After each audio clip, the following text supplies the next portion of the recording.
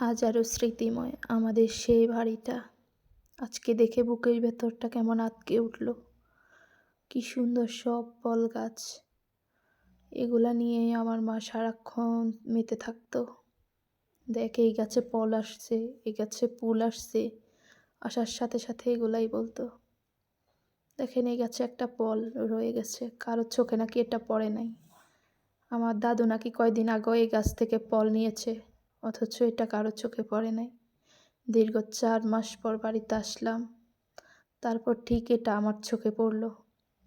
রিজিকের মালিক আল্লাহ, এটা আমার রিজিকে রেখেছে, এটা আমার কিসমতে রেখেছে, তাই এটা আমার জন্য ঠিকই থেকে গেছে। এত সবাই আসা যাওয়া করতেছে, কারো চোখে পড়ল না। যদি মা এখন বাড়িতে থাকতো তাহলে ঠিক এটা ফ্রিজে রেখে দিত, বলতো আমার মেয়ে যখন আসবে তখন খাবে। মা নেই, ফলটা কিন্তু ঠিকই আমার কিসমতে আছে। আলহামদুলিল্লাহ, রিজিকের মালিক আল্লাহ।